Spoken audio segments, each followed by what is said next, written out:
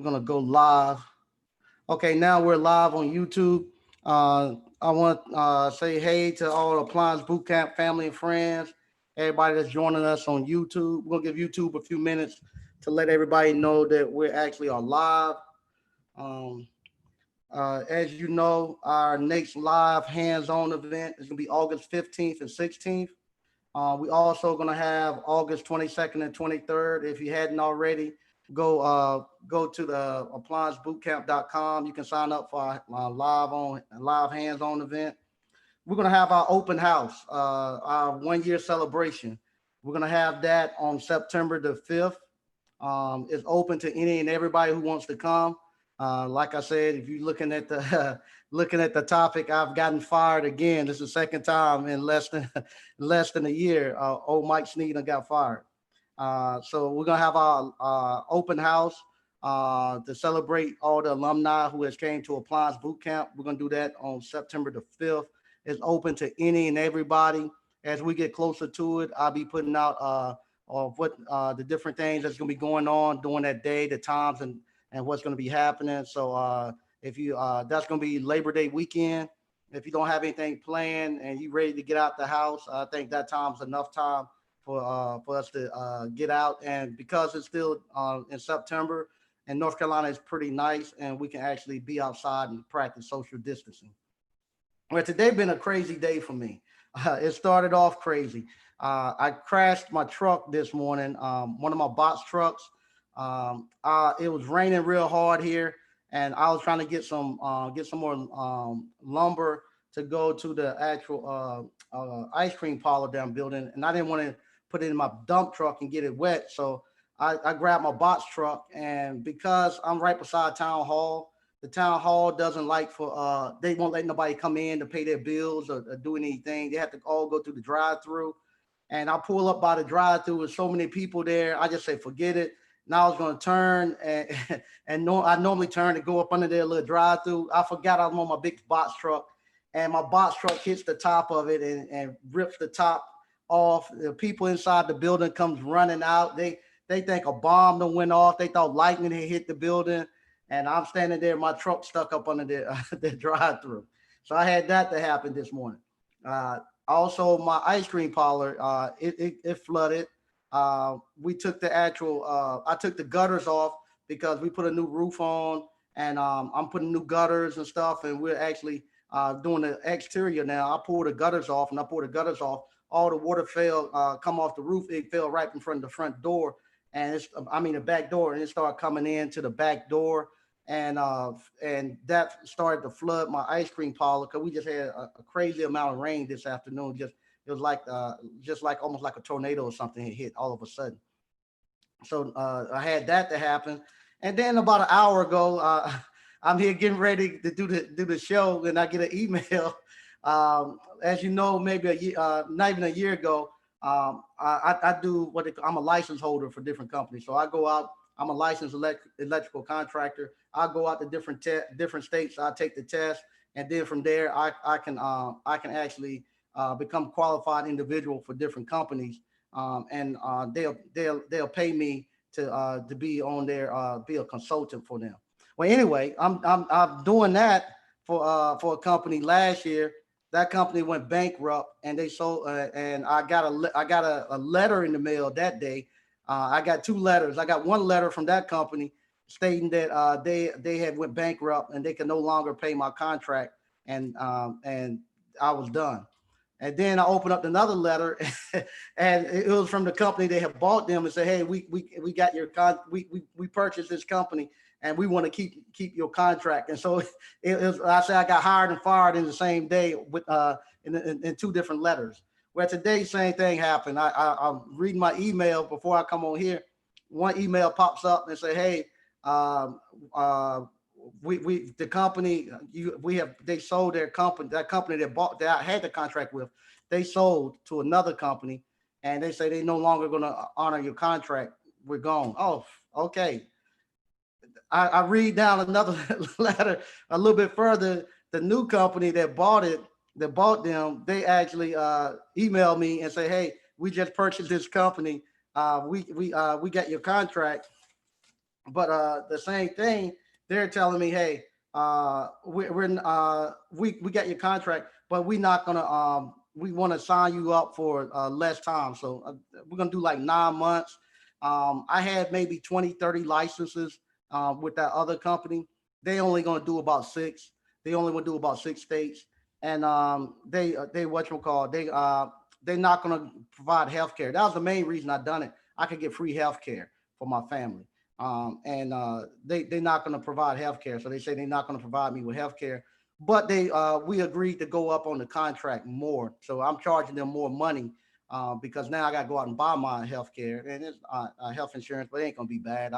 I just go somewhere. I'm gonna go within our trade, and I need to do it anyway for the people who's coming through appliance boot camp, so they'll know how much know how to purchase their own insurance and how much they can expect to pay. So I'm getting ready to go through that process now. So I'm gonna go buy my own insurance.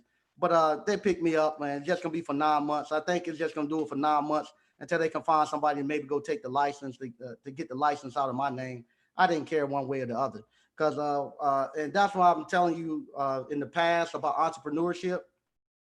I'm reading right now. Fion. Yeah, health insurance is high. That's what they told me. My health insurance because because they were paying for it and I was getting it for free. I had the all the bells and whistles. They told me it was costing them 3,000 a month just for my health insurance. So I said, okay, fine. So I go buy it within our trade organization. Appliance. We have USA and we have MSA trade organizations. Once you join into the trade organization, then you can whatchamacall. You can actually buy health insurance through the trade organization as a group, just like if you had a big company. So I'm gonna be going through that now and actually see. And that's why I was telling everybody about entrepreneurship, how it becomes a hedge and protect you.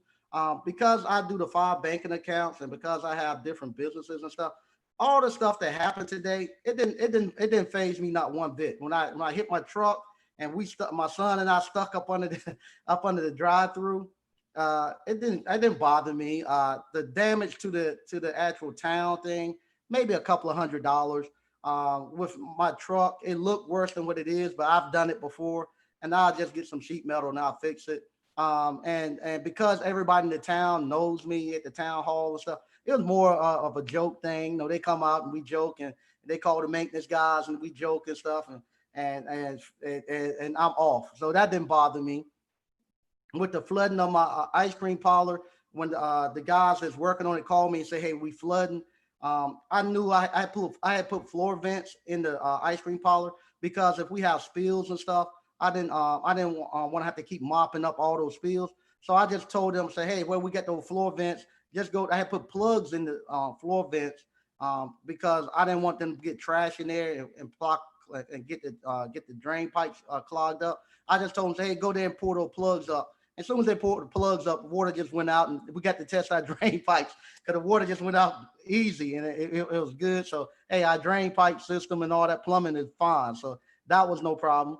And the same thing with the actual getting fired. Getting fired didn't bother me not one bit because at the same time I was getting fired, I'm on the phone with my daughter and my sister-in-law, and I'm trying to get my daughter. I'm convincing my daughter to do Zoom interviews for the ice cream parlor. It's her and my sister-in-law are actually doing the HR for us, and they're putting together. My daughter designed the logos. She's designing our web page. She's actually gonna do.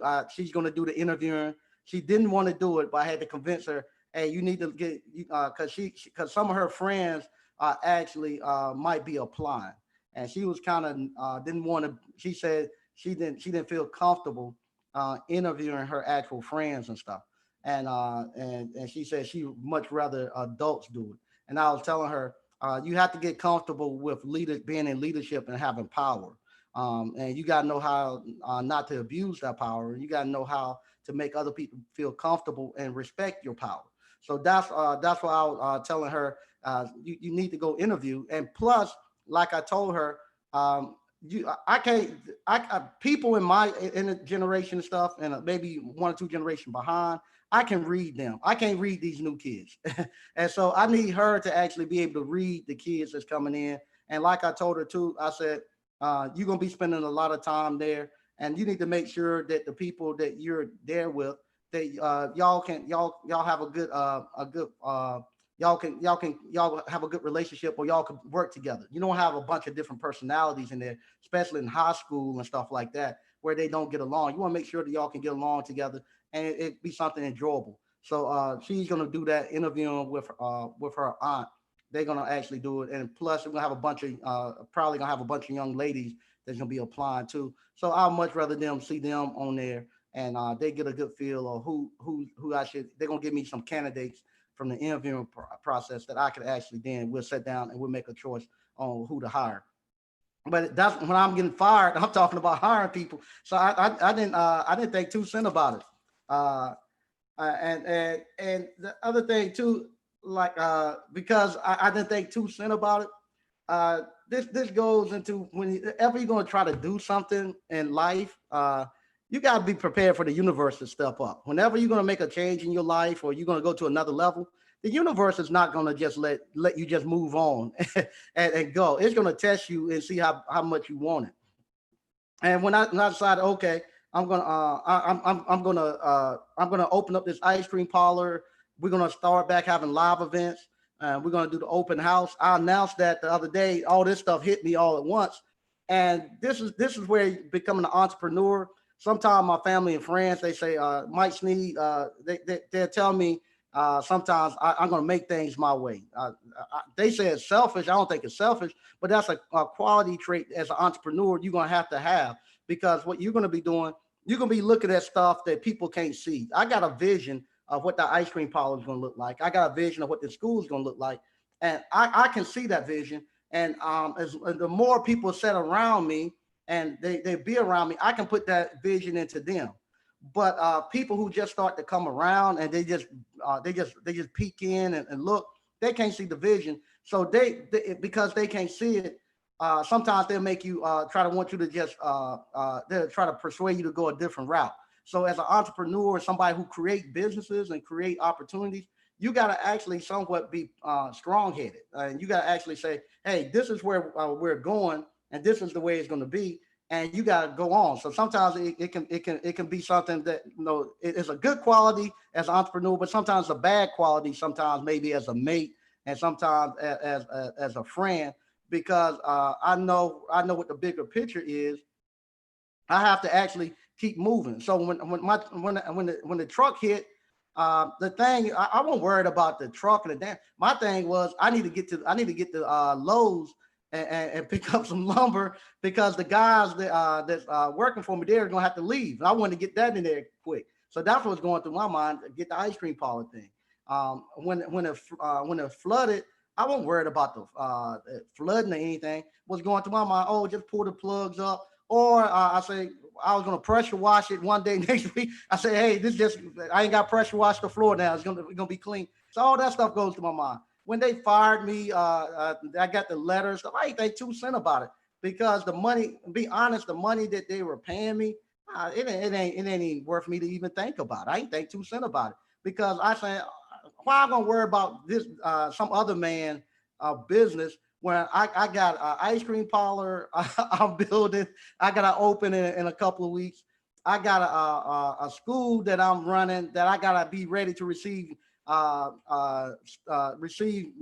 people in several weeks. And I'm planning a big open house gala that I got to be ready for in a month or two. So I ain't got time to worry about nobody else's business. I care 2 cents about what they're gonna do with their business and whatnot. They would have told me it's over. Fine. I wouldn't have thought twice about it. So okay, fine, give me my license. And actually, we was negotiating, and they wanted me to actually come in and do some work.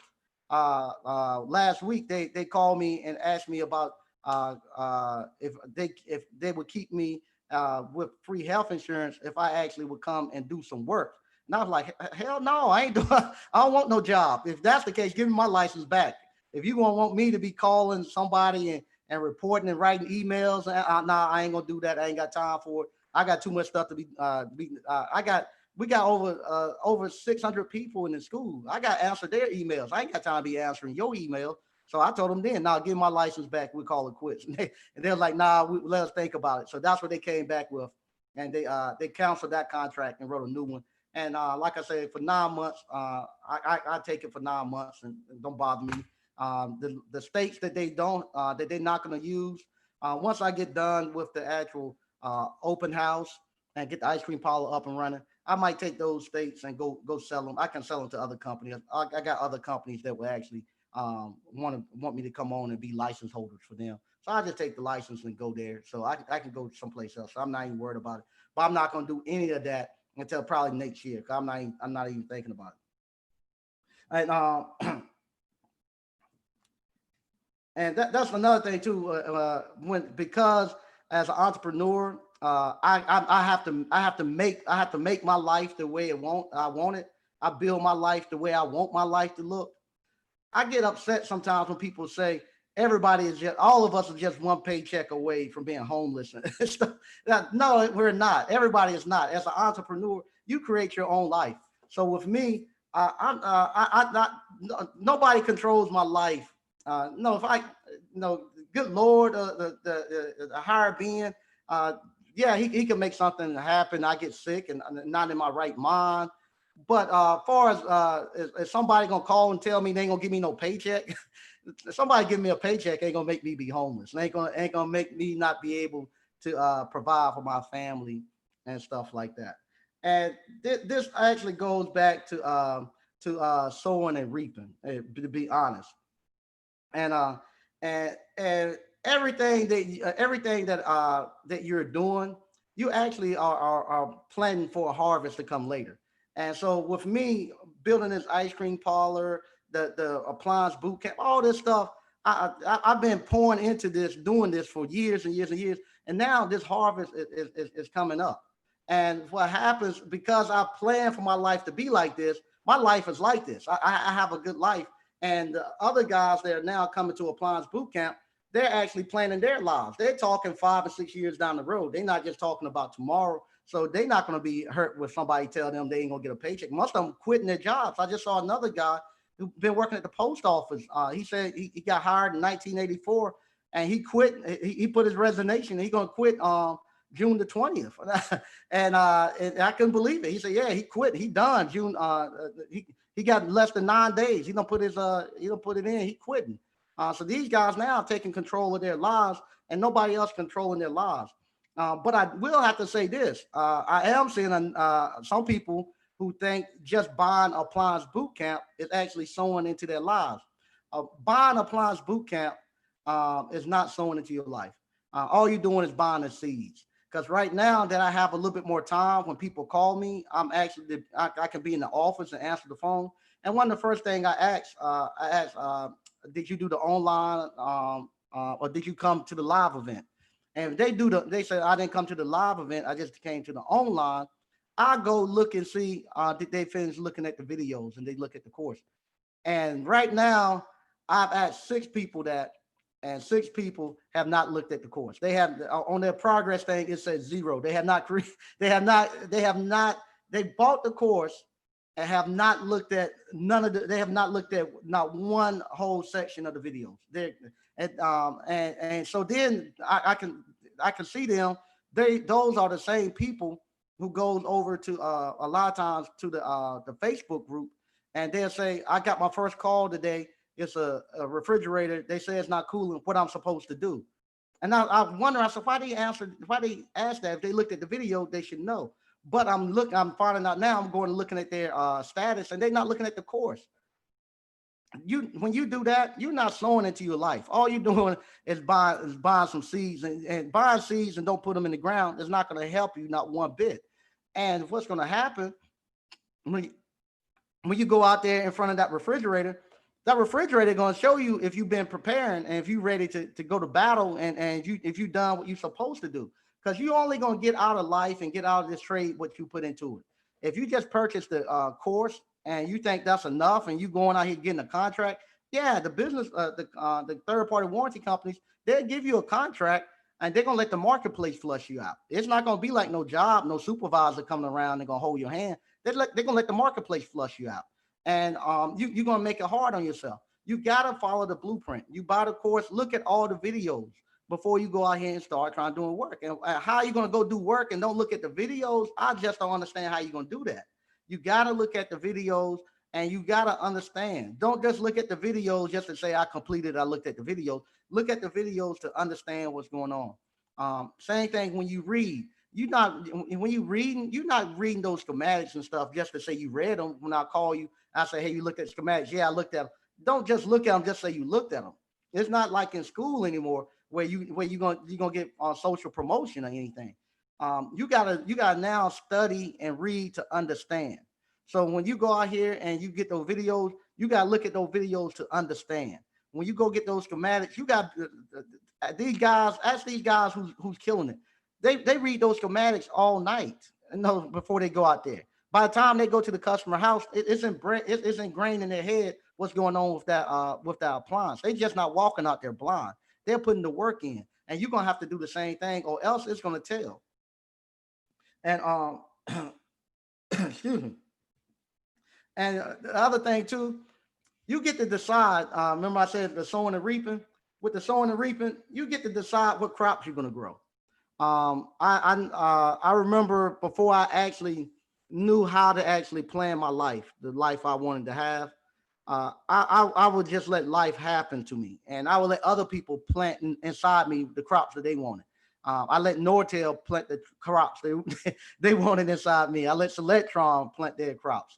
I let I let Intel plant their crops. And when they got tired of planting crops in me, and they got tired of the field of me, they decided they're just going to let me go. And sometimes I just let life itself plant crops in me. And what happens when life itself plants crops of you, it's just like on the side of the road, you got anything growing in it, and you ain't got no control over it. And that's what happened to a lot of us with our lives. I've noticed about the same time every year, different things happen in people's lives. But the same thing happens in people's lives. Some crops like these cicadas that come out every 5 or 6 years. Some crops might not shoot up every year. It only might harvest maybe 4 or 5 years. And what happened? You think you done got past it. You think, oh, you ain't done anything to change it now. You want to change crops, you got to go diss up everything on that land. You got to plow it up and diss everything up. And when you do that, that's just like in your mind. When I tell y'all everything that you learned so far, you got to get rid of it, because everything somebody else has planted in your head what they want you to know and what you want to do in your life, and you got to get rid of all of that. And you have to get rid of all that. You got to say everything. You got to question everything. I mean everything. Now everything that's been taught to you for your entire life, you have to question everything. You got to question your religion. You got to question your faith. You got to question your education. You got to question all of that stuff. Once you start questioning all that stuff, and you go start seeking knowledge, wisdom, and understanding, and you start planting the crop and the stuff that you want, you'll realize that you'll have nothing but good stuff to start to happen into your life. And so that's why you're seeing these guys now coming to Appliance Boot Camp, and they're now studying, and they're actually now planning their lives, and they're getting good stuff. These guys not worried about what's going to happen 2 years from now. They're not worried about no recession. I haven't had not one person that's in Appliance Boot Camp who's out here doing it now full time, or who's out here doing it on their own. I have not had not one of them ask me, "Are we in a recession?" Not one. I've had 2 or 3 of them send me stuff where they hired, they hiring their kids, they hiring their family members.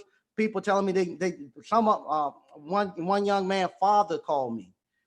His father called me and said, "Hey, my son has him and his son came here together, and his son is doing it full time, and they're knocking it out. And his father is very bright, and his son has told him, you got to leave your job and quit. And his son has told him, hey, I'm gonna pay you whatever they paying you. I'm gonna pay you that for I think he said maybe 6 months to a year. I'm gonna pay you whatever they paying you for you to walk away and quit your job. I want you to enjoy life as an entrepreneur now." I think he's in his early 60s, and his son want him to actually enjoy life as an entrepreneur on his own time, not getting up early in the morning, driving 2 and 3 hours and stuff. None of them have said anything to me about no recession. None of them has said anything to me about no V-neck recovery and stuff. We don't even know that it is. I just found out maybe 30 minutes ago. I was looking at a YouTube channel. I didn't know it was a recession. If we are in a recession, I didn't know. I just heard somebody say it less than an hour ago. I was listening to Glenn and Cameron, and they said we're in a recession. I didn't know it. Honestly, God, I did not know it. If we're in a recession, so I didn't get the memo. And people from Appliance Boot Camp didn't get the memo either, because they are going out here buying buildings. They're actually hiring people. They're actually doing training. We don't know it's a recession. So if it's a recession, I didn't know. And like I say, I just showed some of them. I ain't gonna show the address. But this was all of these is what one of the subs stopped in. My nephew stopped in earlier today, just to stop in, and he picked up a couple of parts from me and stuff. And he just had some checks. Instead of depositing them, he gave them to me. And all these checks for about 2 days. I can't tell it's a recession. And I made those deposits. So hey, every time I come in here, I having checks and stuff from working, and I just come here do my mobile deposit and stuff. I can't tell it's a recession. And but some people don't never start to architect their life. And what happened, every 4 or 5 years, you're going to get laid off, because that's just the cycle. It ain't nothing you're doing bad or anything, but that's just the way corporate America goes. You're not going to make it no 20 years. And the older we get, we're 47. I'm 47 now. The older you get, it's like breaking your leg. If you the older you get, when you're young and break your leg, you heal quick. It don't bother you, go. But Lord knows, I broke my elbow about 4 or 5 years ago. It still hurt. It's never going to get back right. Same thing. The older you get, and if you get out here and you get laid off and stuff, it takes you longer to recuperate, to get yourself back on track, and it does more damage to you, because now it's the age where we need, at this time we're supposed to be in our prime earning years, because now we done made all the mistakes in our early 20s. We got the knowledge, we got the understanding. We're supposed to be getting paid the most money now in these years. In your 40s and 50s, that's when most men become millionaires, because now your testosterone has died down, and you're not so much on chasing women as you were in your 20s and your 30s. Now you're thinking more about your legacy and building something for your kids and grandkids. And now you're thinking more about creating wealth and showing that you came onto this world. So what happens now, that's when the most millionaires are starting made. Most men become millionaires in their 40s and 50s. But if you get laid off and you're depending on somebody else in your 40s and your 50s, you might not never recover from that, because you'll miss out on your high prime earning years. And then on top of that, most of the time when you go back to work, it's going to be for a lesser pay than what you actually was getting before you got laid off. And your time out of work, because now when you go, you're gonna have now where people gonna look at you and say, well, he's too old for me to hire. I can go get a younger person who's not gonna need as much time off, not gonna need no insurance. He'll work longer hours.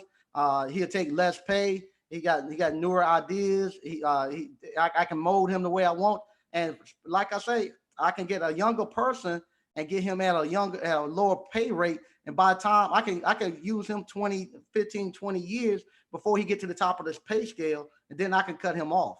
I have a wider range of profit I can make off of him. Versus if I get somebody who's seasoned and he already knows what he's doing, he's gonna cost me too much money. I ain't got much profit to be made out of. And we saw that with the thing that Jordan them just done with that Jordan documentary. Here it is. They don't want 6 championships and all that, and they said, "Hey, we don't want them no more. We want to go get somebody at minimum wage, and we don't care about winning no championships. We want to make the profit off this money. Let somebody else go and win the championship. You can have them in their high salary. Let's just get rid of them." You saw that, and that same thing happens in corporate America. Same thing happens in small businesses. You get to a certain point, you say, "Hey, it's time to let them go." I can bring somebody else in, a young person, and I can bring that young person in at a younger, lower pay scale, and I can deal with the actual mistakes and stuff they make because I'm gonna have a higher profit margin. So, But that's what you got to do. And so if you somebody let somebody else plant the seeds in your head and in your life and stuff, you can't do that no more. You got to take control of your own life. You got to plan the way you want your retirement to look. You ain't gonna be able to just sit around and wait and say hope you have some retirement. It ain't gonna happen like that. You got to actually now start planning how your retirement is going to look. You got to know how much money you want to have in your retirement. You got to know where you want to live in your retirement.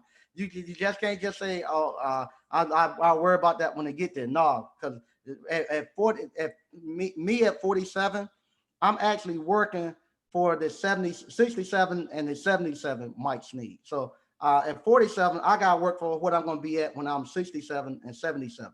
And so I can't be at 47 trying to clean up stuff I done in my 20s, and I can't be at 47 trying to say I'm gonna get my life together next year, and I'm gonna go do this and I'm gonna do that. At 47, a man at 47 should already have cleaned up his mistakes from his 20s and his 30s.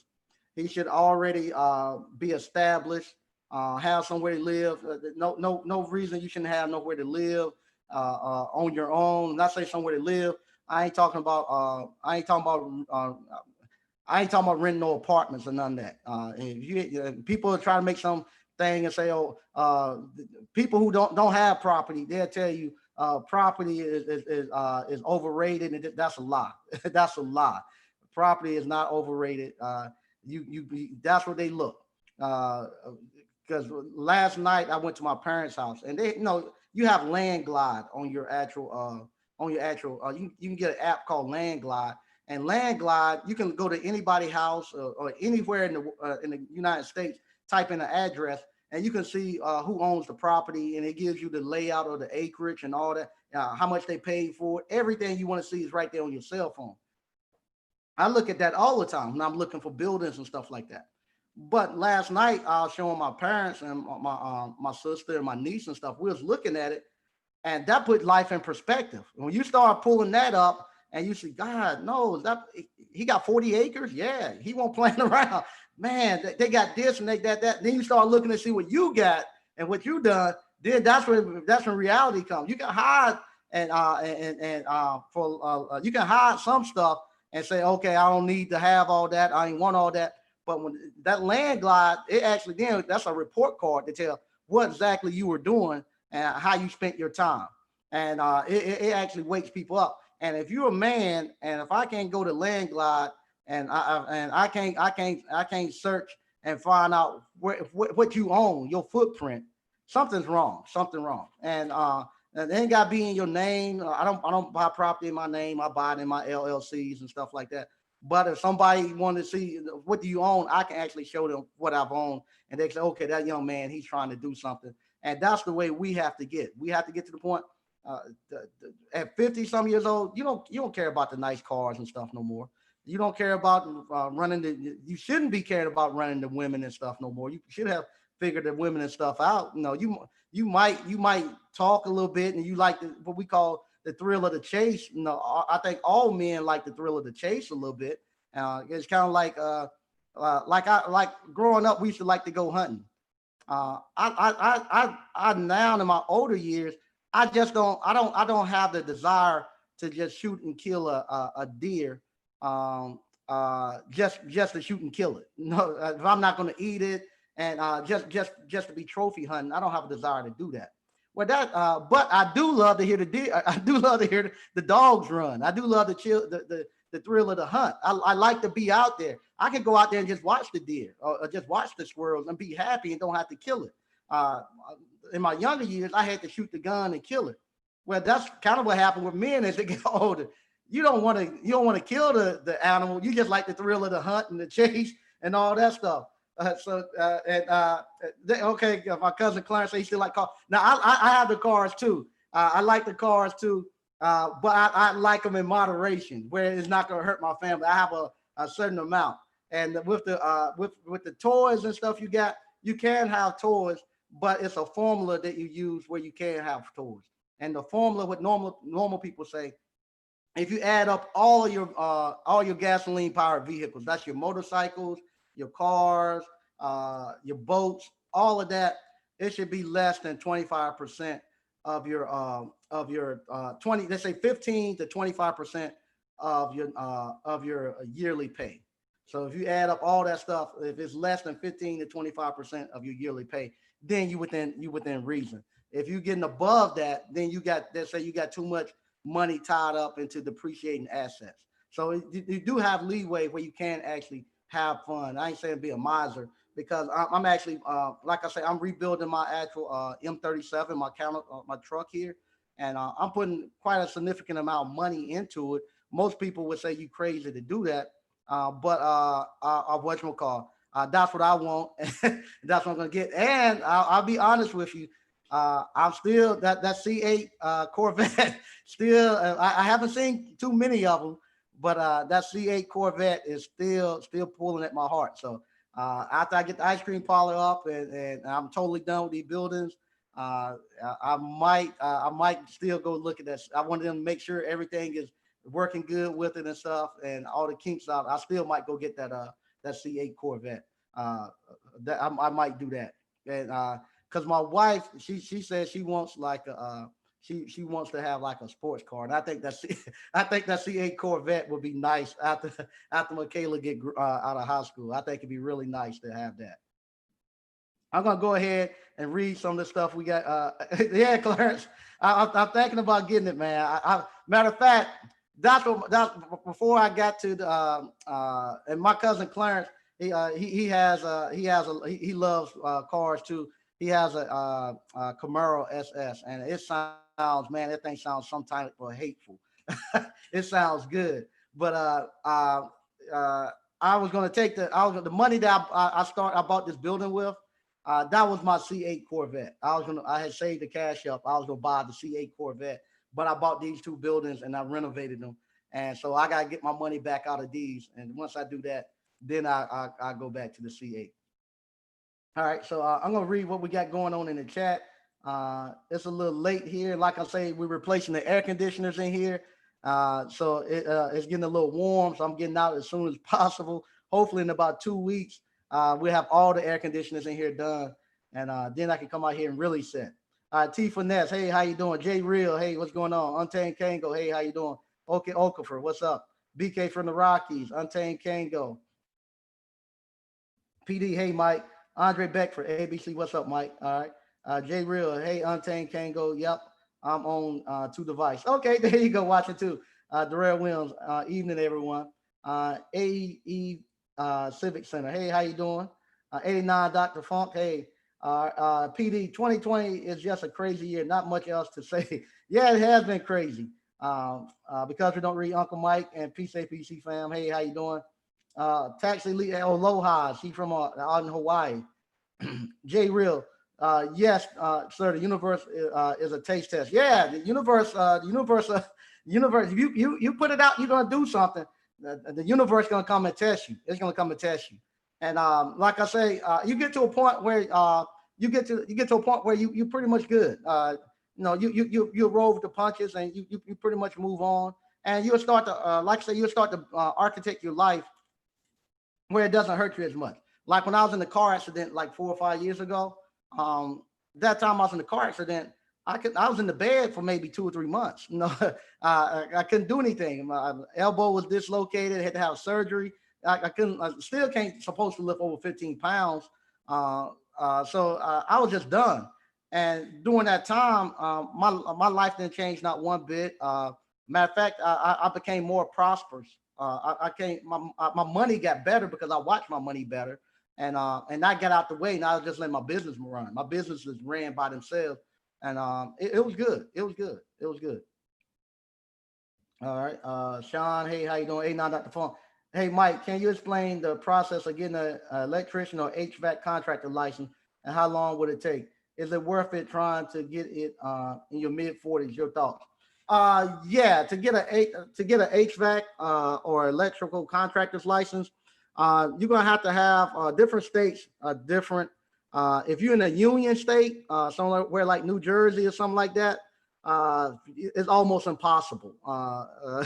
The company that I used to be with, we've been trying for like 5 years. We were trying for 5 years for me to be able to go set and just take the test. New Jersey, they wanted you to write down. You had to write down everything that you done, everything you do for 7 years, and you had to have your manager actually sign off on it. And you had to have, I think it was $1 million working capital. So you had, while you getting ready to get prepared, you had to have $1 million sitting in cash. You had to have capital sitting in the bank, and it was just crazy. So the company that I was doing it for, they had put the $1 million up. It was in the process of me trying to get there and set. If you're in a union state, you can almost forget it. They're gonna make it so you can't get it. They want you to go through the union and you become a journeyman, and the union is gonna keep all the licenses, and no, you're not gonna be able to get a contractor's license. If you're in a state like North Carolina, you have to work for somebody for 4 to 5 years, and then you have to get them to actually sign off on your hours. Here and some other places, you work for somebody and you tell them, hey, I'm going to go get my license. By law, they're supposed to sign off on it, but we know how by law goes. When you tell them I'm going to get my contractor's license, if they're good people, they'll say, okay, they'll let you go. But some people going to ask, well, what are you going to do with it? I'm going to start my own company. Where are you going to run it at? I'm going to run it here. And you're going to be in competition with me? Yeah, nah, we ain't going to do that. So they then make it hard for you, make you quit, or they'll just fire you and won't let you get your license. But by chance, if you do get somebody to sign off on your hours, then you got to get past the state board. And the state board test, they guarantee for my contractor's license to actually keep value on them. They guarantee us that they're gonna have less than a 2% pass rate. So everybody that's going to take the test, they're gonna make the test structured so they're not getting no more than 2% pass rate. Because everybody get an electrical contractor's license or HVAC license, then that means my license doesn't have any value. So they're gonna make sure that the values stay up. And if they start to see that the more people are starting to pass the test, they'll bring the test in and redo the test until they get that pass rate. And then when they start to see, like now, when they see people are starting to die off and they don't have enough, they see a high demand, they'll relax the test standards to get enough people in. But yeah, so unfortunately, you're gonna have to find something. You're gonna have to take 4 or 5 years out your life and go work for somebody to actually to get it. Is it worth it? If it's worth it, yeah, because then you got a license to print money. And you don't have to worry about competition as much because like appliance repair, anybody can go in and start appliance repair. So it could get to a point where you could have a place where it's oversaturated. And then once it's oversaturated, it's simple supply and demand. The cost, the prices that you could, the cost, the money that you could earn from appliance repair would then start to go down because you got more people that's trying to get the same dollar. So if more people are, if you increase the amount of people trying to get the same dollar, then then what's going to happen? The You got the same people offering the same service for the same dollar. What's going to happen? The actual cost of that service is going to go down. But if you got a lot of people with a lot of dollars asking for a service that only a few people have, where we at now with the appliance repair, then the cost of that service goes up because you got more people saying, I'm willing to pay my money to be put first. Versus if you go on the other end where you got more people trying to get the dollars, they say, hey, I'll take less money just to get the dollars.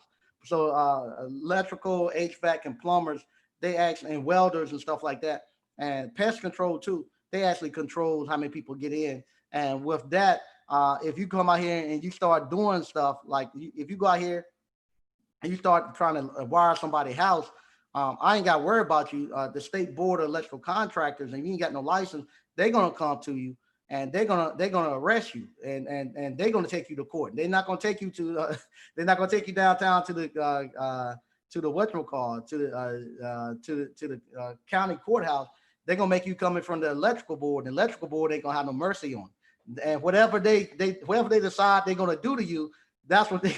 If they tell you you're going to jail, you're going to jail. If they tell you you're gonna pay $30,000 cash, you're gonna have to pay it. And they worse than the police officer because they want to make sure that nobody else is gonna get that bright idea to do it. They're gonna make it hurt. So yeah, if you get caught doing it, they're gonna make it hurt on you.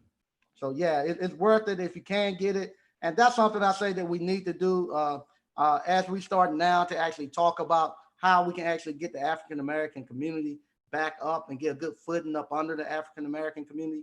That's something I said needs to be in the play where we got to have some type of some type of industry set aside, where we actually say for the African American men and women, we got to have some way where we can get them into the skilled trades, because we got to have a way where we got to know how to build our own infrastructures. We got to know how to be able to build our own properties, our own houses and stuff like that.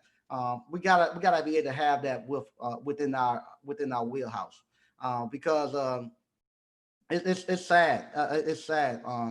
My grandfathers and my cousins and my uncles and all them, they they could build anything. I mean, they built everything. They didn't have to go anywhere to have anybody do anything for them. Versus now, where you got you can have, and I see it. You can have 40 or 50 college educated men with PhDs, with master's degrees, everything, and supposed to be industry leaders and business leaders, and and you can't get them together. They don't even know how to get together and paint a house, or to do simple plumbing. And so that's where we're at, and we can't do anything. And we got to have a way where we got to address that, how some, and because what happened also, uh uh you got to have a way to get us where we can become viable again.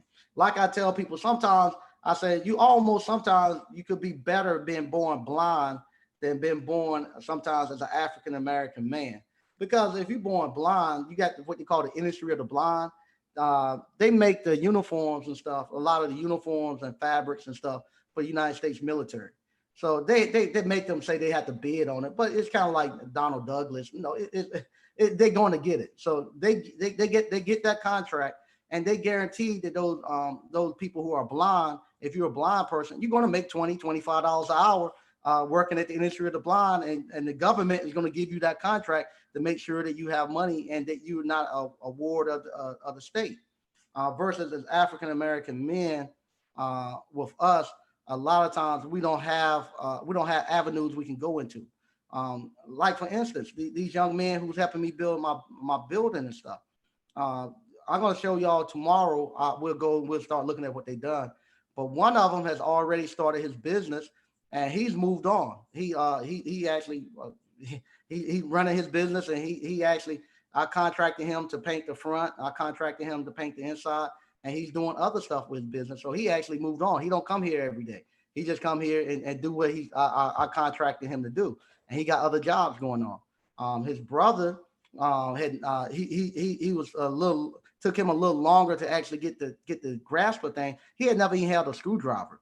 I mean, scared to crawl up a ladder. I mean, never used a hammer. I mean, basic nothing. And what I'm gonna do, I'm gonna show you tomorrow. He's actually building that one. His brother built this one.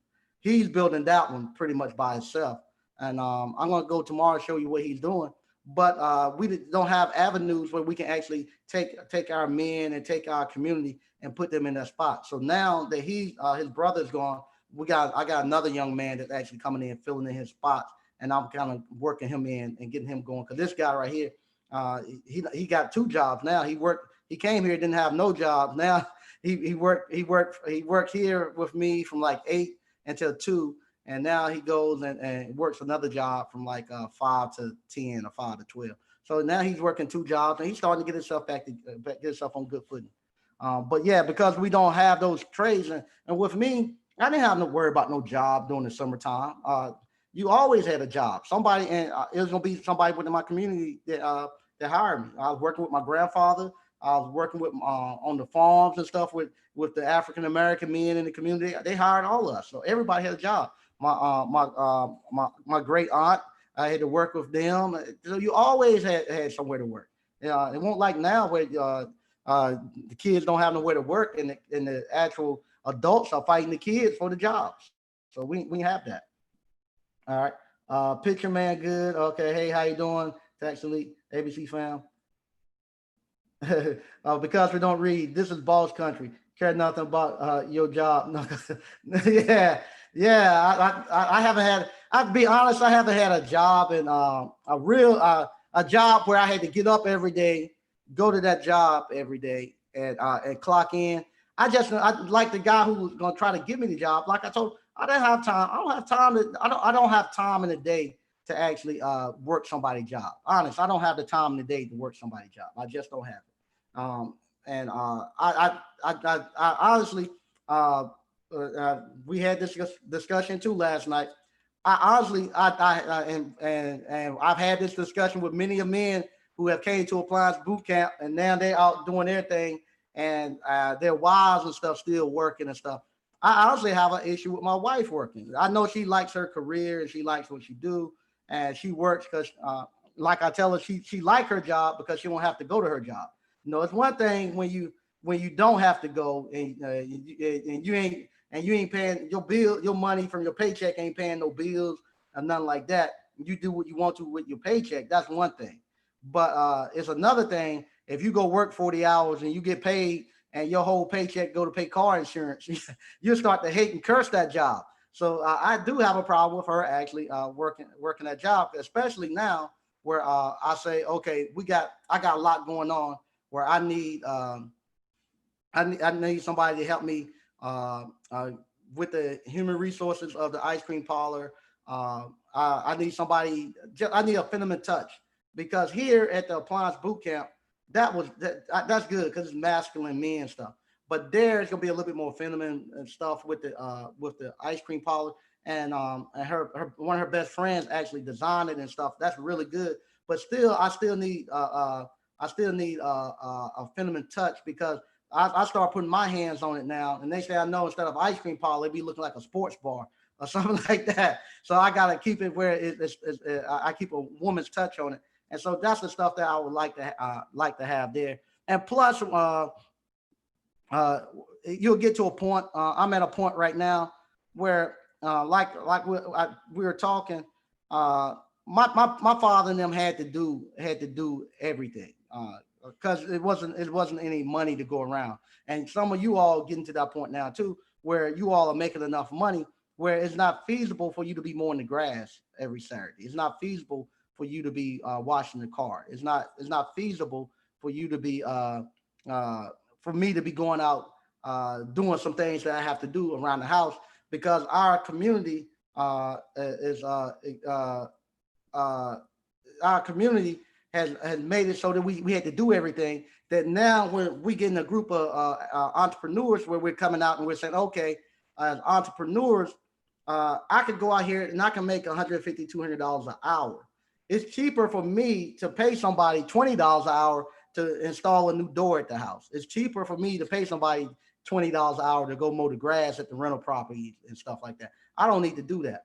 But sometimes in our mindset, we're saying, well, you're able, why you know how to do it, why you just don't do it? Because it's not feasible for me to do it. It'd be like me not paying the guy $25 an hour is actually costing is actually allowing me to make say $125 an hour. Versus if I went and mowed the grass myself for an hour, I'm actually losing $125 because I could make $150 an hour. So getting people to understand that is kind of hard. So then some people say, well, what do you want to do? I said, that's the time where you get to the point where you have to tell your spouse it's it's not feasible for you to go to work anymore because now somebody's gonna have to take the lead in this partnership, and somebody's gonna have to fall back. And if you got to get to the point where you say, okay, if in order for you to make sure that the house is functioning properly and stuff like that, I know back in our days, our fathers and all that stuff, they were the ones who made sure everything was working along and moving along good in the house.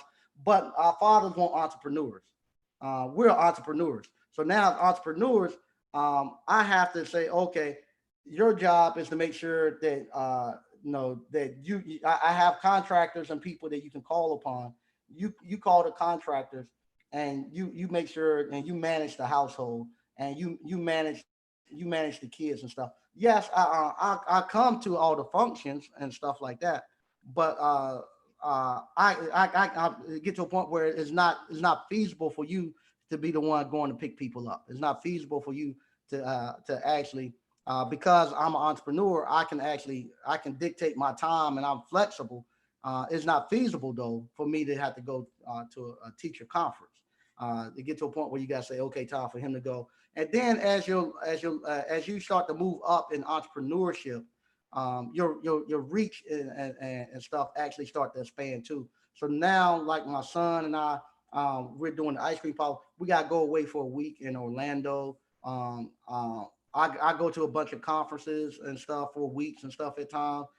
Just your reach actually start to expand, and you can't have the two things separate. So it's getting to a point where somebody's gonna have to say, okay, somebody gonna have to take a back seat, and only one person gonna take the wheel. And like I say, I tell everybody, slavery done a world of hurt on us, because it didn't actually show us. We knew the loving side of families and marriage and partnerships. We knew that side. We knew the loving side.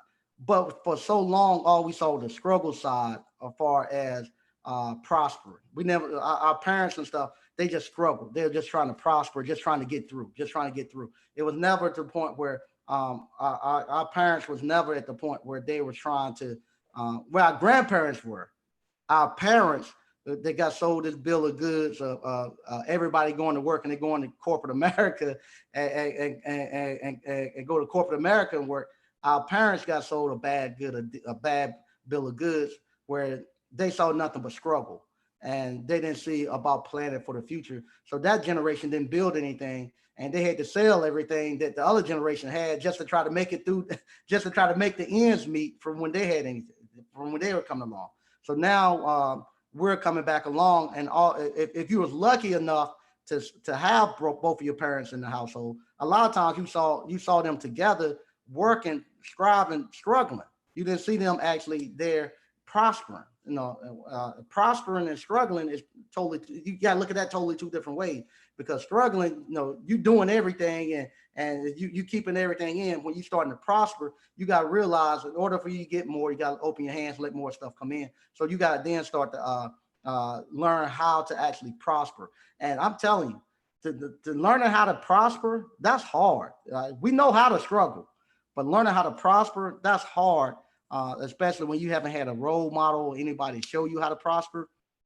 You haven't had nobody to tell you how to actually be comfortable with prospering.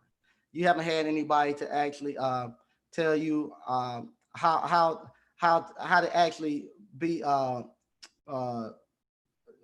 appreciative and receive it. A lot of times we want to hide it. We want to hide it because we don't because we're what we call we're afraid we might hurt family and friends sometimes, and then sometimes we're wondering what other people might say. Like for instance, I would like to I would like to buy another house. I would like to buy another house. But my wife, she says no. She would like to get a vacation home, but she doesn't want to get another home. And then if I ask her, why you don't want to get another house? Well, you're about to be 50 years old. How you look being 50 years old, making house payments? I said, I ain't gonna make no house payments. It'd be like the rental properties and stuff, and commercial property. Hey, we save up for 3 or 4 years. We buy us another house. We'll rent the one we have out. Just buy us another house on some land. Just get away from people. I don't. It'd be a waste of money. We our house right now is too big. The kids are leaving. So you start to do that, and you're not really prospering. You can't really pull in the thing where you want to prosper. And that's where we got to get as African Americans. We got to get to the point where we actually can prosper and be comfortable with it, because we never seen that. And if you go try to talk to your parents sometimes about that, as you start to prosper, they wouldn't be able to see it, and they won't be hurting you. It'll just be the fact that they're trying to save you, because they're afraid. They saw other people who might have who they thought might have done things and gotten ahead. Then all of a sudden they fell off, and they hit hard times. They don't want you to do that, and sometimes their minds can't. They're like the people going back to Appliance Boot Camp. Up until somebody actually comes and they go there and they get that mailbox money, as they call it, or you go out there and you make $1,600 in one day. You just, your mind won't allow you to think. Your mind gonna allow you to think $10, $15 an hour. It's not gonna allow you to think, oh, I can make I can make $1,500 in one day. Your mind just won't let you go that way. But once your mind goes and expands, it never comes back. And then those things don't make you afraid anymore. You know you can do it. I know I could buy another house, and I do it all the time. That's the thing too that gets me when if I tell somebody, oh, I think, well, I'm gonna buy another house. I pay cash for them and I renovate them. I do it all the time, so it doesn't bother me anymore. I know it doesn't. I'm not afraid of it. But for other people who might not do it all the time, which anybody can do it if they follow the blueprint, you could do it. It's just not me. Anybody can do it. I'm not nothing special. If any the people on Facebook, my family, friends, they can tell you I'm nobody special. I'm nobody special. And anybody can do it. They just follow the simple rules and appliance boot camp. A lot of these guys, a lot of people come in appliance boot camp make a lot more money than I do now from appliance repair. So they're doing it and they're buying stuff and building their businesses. Just we just haven't had anybody to show us, and we're going in uncharted territory now, where we actually have to figure out how to lead stuff the proper way, where it's not burden on our family and friends. So that's me going on my tangent. Let me get back to see where I was at.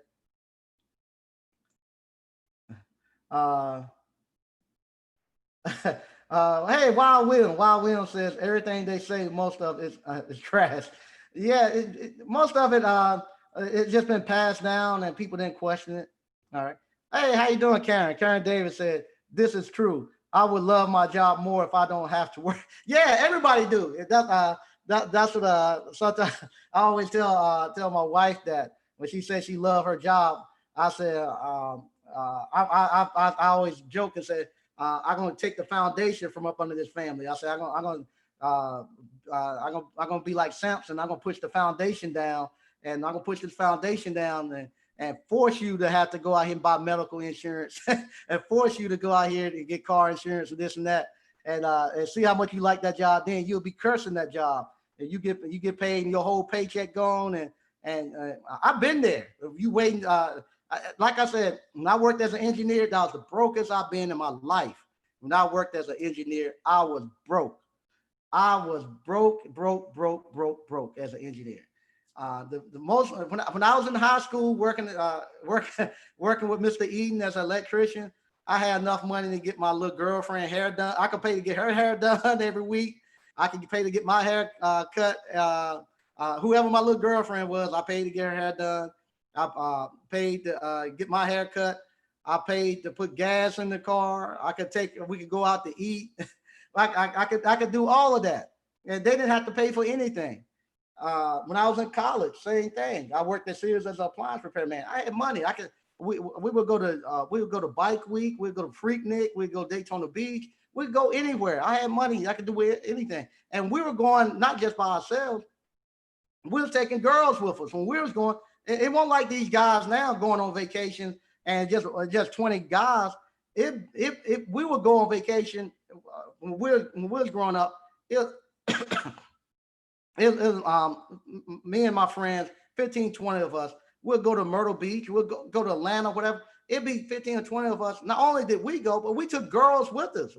Sometimes we met girls when we was there too, but we had enough money for us to go, to take our girls with us, and to actually meet up with some girls when we got down there. So we had our girls, then we had some other girls that we were actually that we had paid for them to meet us down there.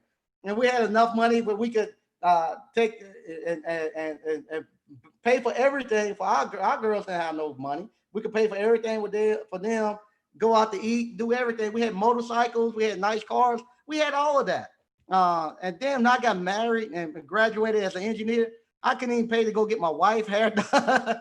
I didn't have no gas money, couldn't go out to eat. I said, what in the hell happened here? But then when I left engineering, because everybody told you that when you become an engineer, you're going to make a lot of money. When I left engineering and went back doing appliance repair to the skilled trades, there's never been a time since I left engineering and went back into skilled trades. I have never been another time where I couldn't go put my hand on a couple of $1,000. I have never been broke again a day in my life. I have never been broke. Now I've been in times where money came in and went right back out, but it didn't affect us. You know, ever since ever since I've been appliance repair, uh, I've been able to pay for private schools, everything, and it never affected us. Even when never affected us. But being an engineer, good lord, it was every 2 weeks, man. I knew what time the money would go into my account, direct deposit, and I'd be at the bank at 12. It won't just me; it'll be a lot of people. Those teachers, you go to a state employee, they probably still do it tonight, today. When teachers get paid, you find out when they get paid. Go to a state employees or a state worker. Go people. You in North Carolina. I think they might get paid at the first of every month, or they get paid first and 15th. I don't know. But go to a state employees ATM machine around 12 o'clock the night before they get paid, and see how many teachers and see how many state workers sitting up there at the ATM waiting for the money to go in. Because I was one of them too. I know we would be sitting there waiting on it. All right, okay. Uh, Jay Real, the recession was just announced. Yeah, it was announced. I didn't know we was in a recession. Karen Davis, right? That's so real. I appreciate you sharing this knowledge. Oh, thanks. Yeah, Jay Real, I didn't know the recession until I looked at Glenn and Cameron's YouTube broadcast. I honestly, God, I didn't know it was a recession. I didn't know it was a recession. I just found out. The OWN 3. I went through the course, but I have been wrestling with my insurance company for 2 weeks. It's like once you make the down payment, they get like a daisy with sir. No, no. You're a business owner. It ain't no. You go there, you go there tomorrow morning when they open up, and you be at the door and say, hey, give me what I need right now. Nah, you don't. Nah, you're a business owner. You go there and you paying for your services. You get it. Nah, that's you paying them. You gonna pay them. You walk in there tomorrow and get your money. You walk in there tomorrow and get your money. Not your money, but you get what you want.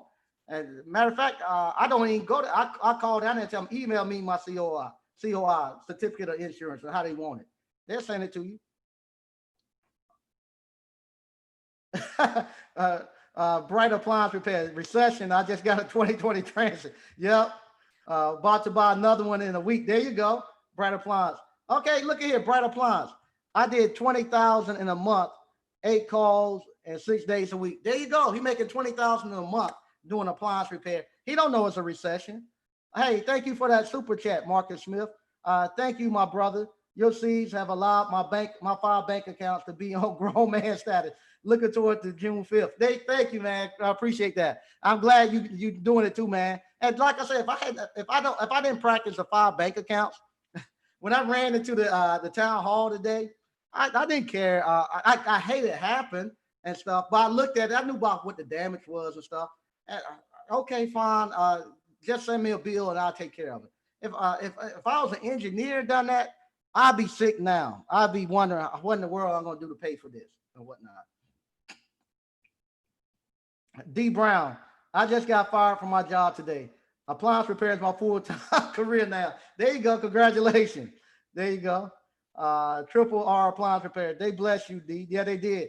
Yeah, that was when I got laid off. When Nortel laid me off the last time, I thought it was the worst thing to ever happen to me in my life, but it turned out to be the best thing that ever happened to me in my life. Where I got laid off and nobody would give me no job, and I was forced to go into entrepreneurship.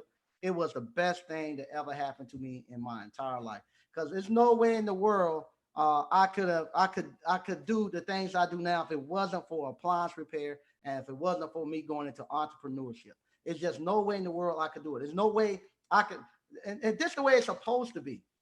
Men supposed to go into the workforce early, learn a skill, learn a trade, and you master it. And after you master it, you now supposed to come out like the age I'm at now, when I'm 45 and stuff.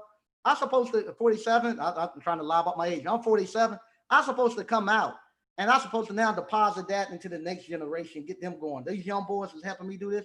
I'm supposed to have enough resources and enough stuff built on my own where now I can afford to actually deposit into the next generation and get them actually going. Now, like I was telling my mom and them last night, the problem that we have right now is the generation above me. We don't have nobody in the generation above us that's depositing into us anything worth anything. Most of the time now we're having to actually take and deposit up into that generation, and we don't have anything in our community where they actually can come back and deposit into us. We don't have anybody. My wife doesn't have anybody, a lady that she can relate to. There's plenty of women in the community that don't work, and they out there doing aerobics and at the pool and doing yoga and all that stuff all day. There's plenty of them, but there's nobody she really can relate to. So she don't have any. I think one of her friends doesn't work, but most of her friends are actually working. So, and most of the women that she would actually get advice from, they just wouldn't be able to understand why you're not working. They're saying you need to be working. What happens if Mike gets sick? What you gonna happen then? What happens? What happens? Crazy thing they always say. What happens if he leave you? All that stuff. There's nobody there that can actually pull her to the side, excuse me, and say, "Hey, it's time for you to come out. For your family, you need to come out." Because nobody never had that. Nobody even know what it's like to actually experience that. So we have to get to. That's why sometimes I tell her too. I said sometimes you have to you might not you have to actually do it. Maybe not for me, but you have to do it for Michaela, my daughters, because what happened? What happened is she meets a husband who's a go-getter. And he's a go-getter younger at life. She meets somebody younger at life that's a go-getter. Because most of the time, the daughter is going to find somebody somewhat like their father. That's normally how it goes. Suppose she hook herself up against a go-getter that's going to go out here early on in life, and you have to tell her. It's kind of like playing, prime example, playing spades. We all play spades. Sometimes you don't have no hand, and your partner got a hand. So if we put a bid in, and my partners, I tell my partner I got one in the possible, and my partner said, "Well, I got 8." I'm not going to be sitting around there trying to split and make a book. I'm just going to get out the way. When he called for spades, wherever I got in my hand, I'm going to drop, and I'm going to get out the way and let him run the table. Well, that's the same thing that has to happen with entrepreneurship. Well, if you get a guy that's an entrepreneur that's ready to go, that can go get it, you get out the way. You don't get there and say, "Hey, I'm gonna try to get my possible in," and then you mess up and y'all get set going to 10. You just get out the way and let him run the table. That's the same thing when you get an entrepreneur that's going out there to go get it. You don't get out here saying, "Hey, I'm gonna go out here and I'm gonna try to make me $50,000 a year." No, it ain't worth it. You just get out the way, let him go, and you just make sure that you eliminate a lot of the distractions that he might get later on when he come home and stuff like that. That's what you have to do. Unfortunately, like I say, we don't have that in our community yet, but I see it in 2 generations they will. And I think my daughter, she will appreciate it more. Like today, my sister-in-law was talking to my daughter. My daughter, like I said, she don't want to do it. She don't want to interview people for the ice cream parlor, because she said those would be her friends and she wouldn't feel comfortable doing it. But her aunt was now I don't have to fight that battle now. Her aunt sees now. Her aunt worked with me ever since she was in middle school, elementary school, all the way through college. Now her aunt has a nice career, and her aunt now sees the benefit of us having our own business. So now her aunt tell her, "No, you need to do it for the experience. You need to." I don't have to fight that battle. So her aunt now gets on her and tell her why she needs to do it, and she sees the benefit of it. And I think I know later on, my daughter will see the benefit of it. Just sometimes when you're right in the midst of it, you don't know exactly how good things are until sometimes when you step away from it. And she step away from it, she'll actually see another end of it. She's never had to. She knows I want to go get my nails done. They never had the thing that I had to worry about, where you get 2 pair of shoes for the whole year. You don't go buy no shoes because you're going to a party and you need something to match your outfit. It won't none of that. You took a toothbrush and some soap and you went in the bathroom and cleaned your shoes up. So they don't see all of that stuff, and they don't even care. They don't even care about shoes and stuff like that. Most of the time, you forcing them to go buy shoes and go buy some clothes. They don't care about that stuff. So yeah, so I think later on she'll actually see the benefit of it, actually how they came along. All right. We'll read a couple more, then I'm getting out. Marcus Smith, I'm 48 years old. In 5 years, I will have appliance repair companies in each county, enjoying vacation to Jamaica, Cuba, and Ghana. There you go. Hey, I'll be honest. It happens just like that. That's not far-fetched. It happens exactly like that. It happens exactly like that. It happens exactly the way you do that, and you want to do it. You build your company that way. You can do it. You can do it, and that's not a far. What he's talking about is not something that's far-fetched. It's very easily attainable on the route he's going. Very easily attainable. Patrick Young, what's good, Mike? What's good, ABC fans? Sorry for getting late. Getting my dryer vent cleaning gear together. There you go. All right. 89 Dr. Phone. Catch still running women at 40 plus. I see it all the time. Yeah, they do, man. They do. They do. Like I say, I don't think you ever get to the point where you don't want the thrill of the chase and stuff. But like I say, get to a point where it gets old. Everybody gonna be having issues with fridges right now because it's hot. This when the refrigerator season now. They got some networking going on. There you go. Frigidaire. Now all refrigerators gonna be falling out now. We in the refrigeration season. All right. I'm gonna read a couple more. Then I'm gonna get out here. Okay. Okay. DCNF. Hey, how you doing? Yeah, that mailbox money, the blueprint. There you go. Okay. Okay. They got some networking going on.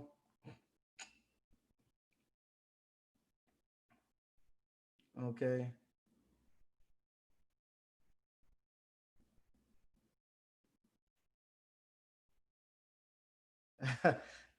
Yeah, you get what you negotiate. That's so true. All right. Oh, decent enough. So that mailbox is that mailbox money is coming 3 to 4 times a week. There you go. Yeah, decent enough. A lot of times people they're buying. I'm finding out when they're calling me. A lot of the people who's not following the blueprint. I'm looking at if they don't come to the live. They done they done just the online, but they don't look at the videos. I can see if they watch the videos and they don't watch the videos. They just winging it. Oh, Skelly's appliance repair. I quit my day job paying $35 doing appliance repairs for a property management company in San Francisco, California, not to mention 20% hazards pay. I'm going to run my appliance repair business full time. Okay, there you go. There you go. See, all these people quitting their jobs and they telling me that it's a recession going on.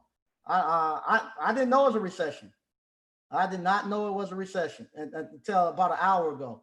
And maybe so, because I got fired.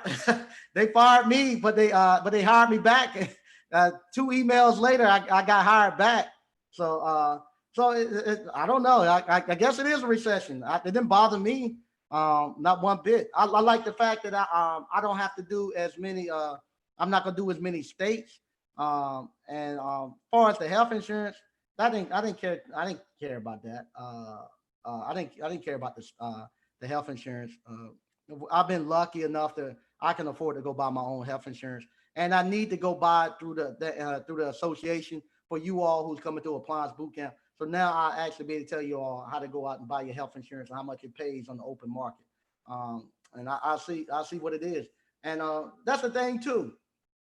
With you owning your own business, I ain't gonna pay for the health. I was telling one of my friends. He was asking me about paying for health insurance. I said I'm not gonna pay for no health insurance. I'm gonna find out what the cost is, and whatever the cost is, I'll go up 25 cents on every cup of ice cream. I go up $2 on every service call. I'm gonna spread it out amongst all my customers. They're gonna pay for it. So whatever it is, they're gonna be spread out amongst the customers. So if your health insurance costs you, if your health insurance costs, let's do this real quick. Uh, we're gonna do this, and then I'm gonna go. I'm gonna show you why it's so good to do to do to to have a business, and you can't do this if you don't have a business. All right. So let's say, let me get over here if you all can see that. And this is why you have to have a business. Let's say we're gonna do 5 calls a day times 5 days a week. That give me 25 times. I'm just gonna make it easy number times 4 per month. That's 100 calls per month. Times 12. That'd be 1,200 calls per year. 1,200 calls per year. And just say, for instance, if my health insurance is going to cost me, say it's going to cost me, we're going to say, I don't know, 1,000. We're going to say it's going to cost me $12,000 for a year, $1,000 a month. We're going to divide that by 1,200. All right. So boom, boom, old school way. That give me $120 per call that I would need to charge. I need to charge an extra $120 per call to actually pay for my health insurance. So if I look at that and I said, man, extra $120 per call to pay for my health insurance, I can say, okay, I can do it 2 ways. I say it's costing me $12,000, and I'm doing 12,000 calls. I can whatchamacall. I can come here. I can add another truck. So if I come here and I add another truck, so instead of me, I can add another truck, like the guy said, you can put one in another county. So that make it 2,400 calls. Now I can come here. Now I divide that by 2,400, and we're gonna do that new math that they have. 12,000 divided by 2,400. And this is exactly what I'm going to do. This, as soon as I find out the price, this is exactly what I'm going to do. That breaks it down to 5. That breaks it down to $5. $5 per call. That break it down to $5 per call. And let me make sure the other one's right too. So like I said, I'll be using that new math, and I'll be messed it up. Divided by 1,200. No, that was $10. Wasn't no 120. Well, I'm thinking about. Sorry about that. This right here, that wouldn't have been a 120 per call. That'd been an extra $10 right here. That wouldn't have been 120. That'd been an extra $10. That's why I'm talking about that new math. I don't want to use that new math.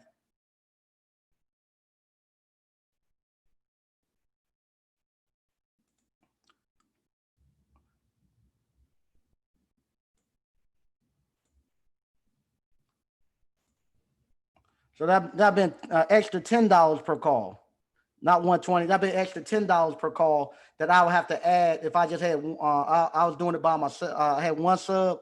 If I got 2 subs, then I just add an extra $5 per call.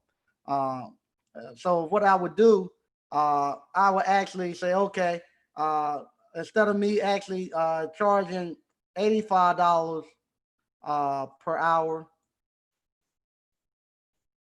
I'll actually charge $90 per hour, or not per hour.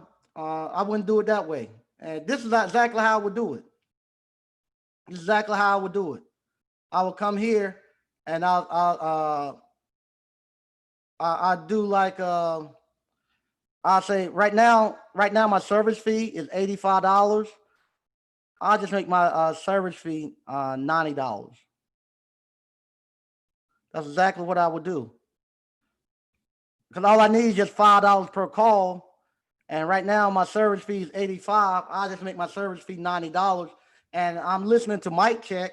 Mike Check saying, hey, he already done went up to $90 an hour. It ain't affected his service calls at all. Just say, hey, because of coronavirus and coming out here on a hostile environment and stuff, I'll just go up from my service fee from $85 to $90.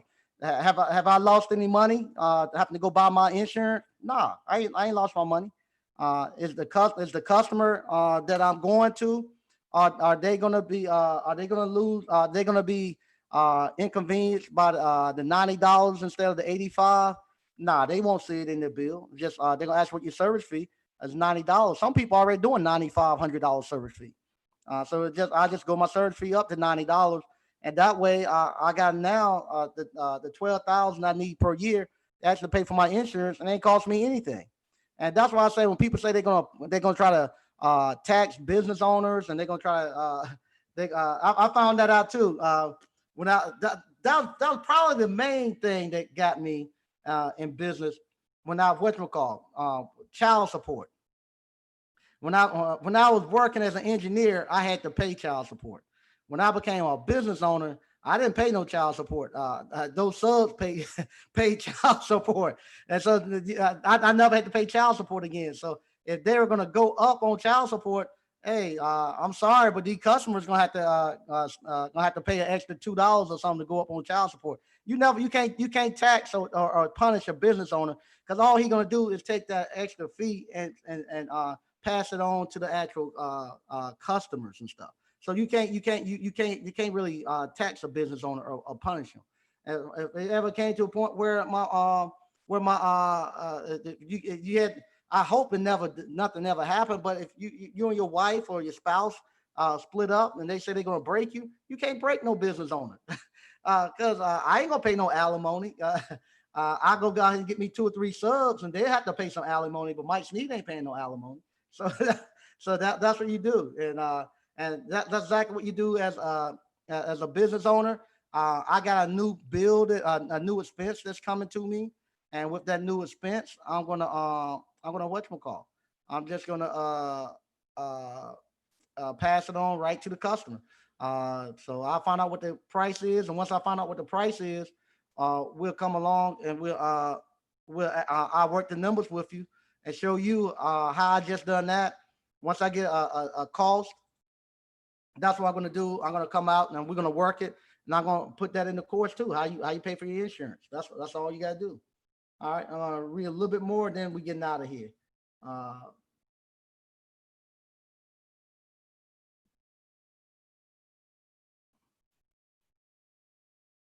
okay. All right, they got some networking going on. All right. Okay, they get networking going on. Oh, okay, DCNF. You use the Ashley insurance. That's where I'm going. How is it? Is it good? Cause that's where I'm going. Yep, that's where I'm going. So DCNF already doing it. So look at that. Look at that. So DCNF, he stopped his job. He full time, and he got the Ashley insurance. How's it going, DCNF? Is it good? Because that's where I'm gonna go. I'm gonna price Ashley's and MSA and get the price, and then I'm gonna show you how I'm gonna work it back. But yeah. So that's why I said I wasn't worried when they told me no health insurance. Okay, fine. Somebody else is gonna go pay for this health insurance. I'm not gonna pay for it. And if you no, I got 12,000 people helping me pay my bills every year. You know, if you only got one person, you and one job paying all your bills, you got a hard road to hoe. But if you got, if you're doing 5 stops a day, 5 days a week, you got 12,000 people. I mean, 1,200 people who's contributing to help pay your bills every day. So then it's easy to actually to spread the cost out amongst everybody. And if you don't have enough, then just add somebody else. Yep. That's good stuff. But once again, I want to thank everybody for tuning in. If you hadn't already, uh, go sign up for Appliance Bootcamp. Because if you don't know, I just found out we are in a recession. So we are in a recession. So if we in a recession, then I need to start telling people that. And that's how I'm going to get out the recession. Come to Appliance Bootcamp and join Appliance Repair and step away from the recession. I did not know we was in one, but it got announced that we are in a recession. And if we are in a recession, then you need to get out that recession and you need to come to Appliance Bootcamp and start taking control of your life and your finances and leaving a legacy for your family and your kids. And it's a good life. I can't say, I can't think of a better life I could have had other than what I have here, where it's just a good life where you can actually take what you have here and actually deposit it into the younger people.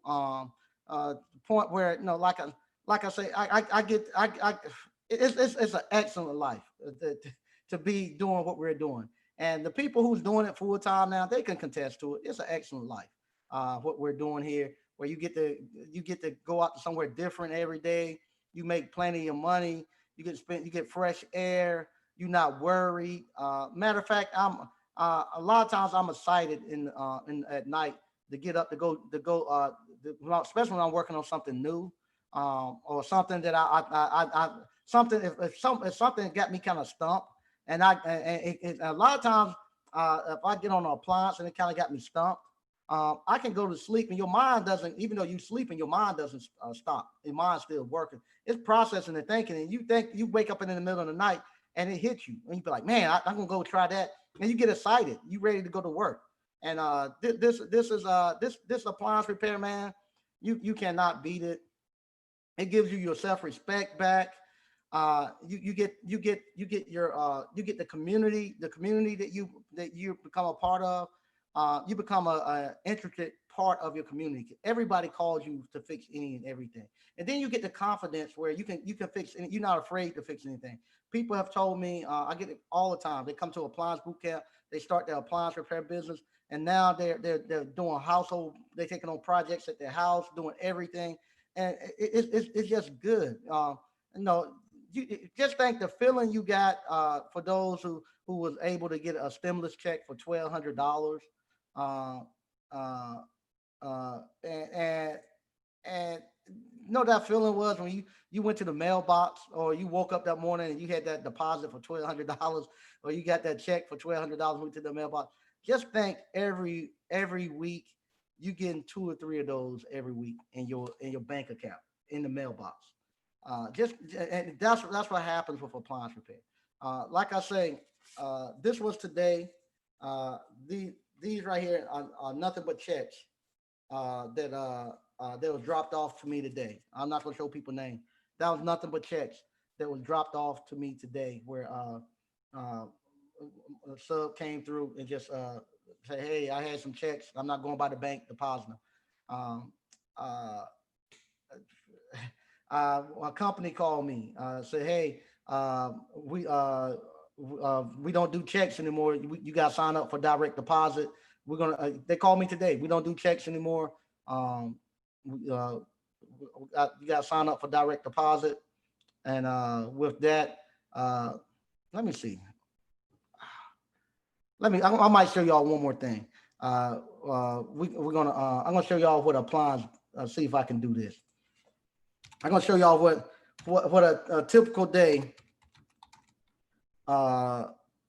in appliance repair will look like for you all. I'm gonna see if I can pull this up. No, I don't want that. I'm gonna show y'all what a typical day is and in appliance repair, and you can have this life too. This is not nothing. This is not nothing. Uh, This is not this right here is typical, a typical day for me.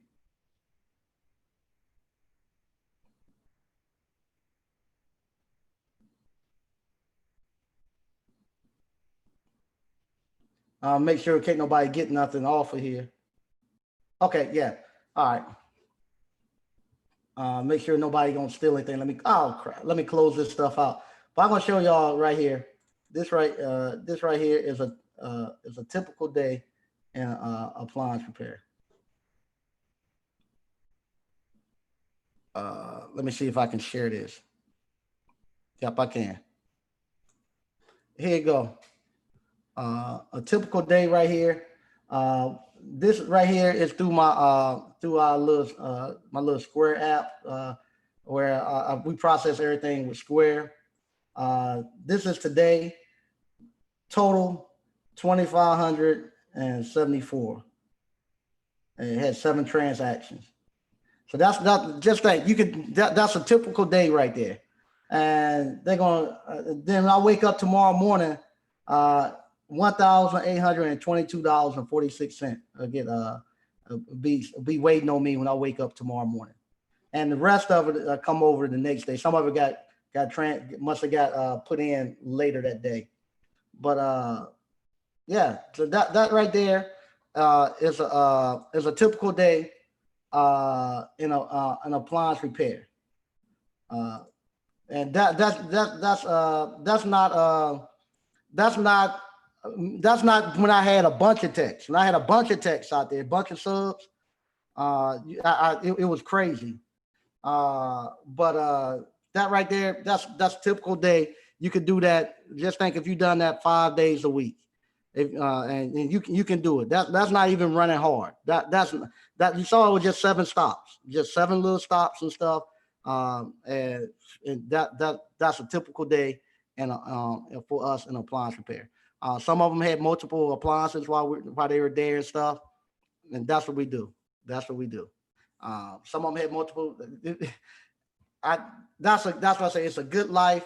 I would have never known in my wildest dreams that I would actually do that.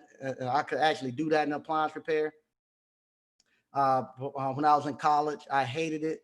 I thought engineering was going to do that in the day. I thought as an engineer, I'd be able to turn those numbers like that as engineering in a day. I think $160 probably the most I ever turned in a day as an engineer. 160 at that time. I think I was making the most I ever got about 60,000 a year, and as an engineer. But as an appliance repair, I turned that right there in a day, and with hey, it's a great life. It's a great life. Once again, thank everybody for watching. Like I said, if you hadn't already, go to Appliance Bootcamp, sign up for Appliance Bootcamp, and you can do the same thing. And that's just not me. That's our alumni. They're hitting those same numbers. And I don't think y'all could see it on the Facebook Live. If you go to the YouTube, you can actually then see the actual numbers that we turned for that day. The number we turned for today was right at 20. I don't forget now. I don't put it out. It was over 2,500. We done over 2,500 today. So today we done over 2,500, and tomorrow morning about 5 o'clock, the credit card company deposited about $1,800 in my account, and that's not including the other. That's not including other money that's going to come in. That's when those people are talking about mailbox money. They're getting that. They're getting $1,500 put into their account. They go to the mailbox. They got another $800, and then they're collecting another. They might be collecting another $500 or $600 during the day. So that's where it's at, and those right there, those were actually cash calls. So when you move to the cash calls, that's where you be hitting somewhere close to that. Be hitting somewhere close to that, and that right there is not me pushing it. That's not me really pushing it. That's us being relaxed. And anybody can do it. If you follow our blueprint, you can have those numbers too. It's not something that I'm doing magical. And it's across all the skilled trades. It's just not appliance. I wish a HVAC person, I wish a HVAC or a commercial electrician or a plumber, even a pest control or a trash collector for a month. I wish one of them would just come and just show what they do per month. And I don't think people I don't think if we could get like a HVAC contractor or commercial, it don't have to be commercial, just a HVAC contractor, electrician, a plumber, and a pest control and a trash collector, to if they would just show their deposits for 1 month, because most of the time pest control and trash collectors, they have monthly subscriptions, so people pay per month. So there's going to be a per month. I wish that we could get them to just show that to the kids and show that to society. And overnight people I think would stop going to college, because I don't know anybody in college that goes out and can turn $2,500 in a day. I don't know, and leave at 8, be back home at 12. And mechanics, mobile mechanics too. Yeah, I don't know anybody. I don't know anybody who's going to college that can do that. Even when you go start looking at the executives and stuff like that, they're not doing it. I don't know. I don't know who does it. A dentist. They when you start going into the medical field, they can do it. Dentists can do it. Orthodontists, oral surgeons, they hit those numbers and stuff. But just somebody going there punching the clock and all that. And the thing about with the dentists and the surgeons and oral surgeons and orthodontists, they actually are entrepreneurs. They're business owners.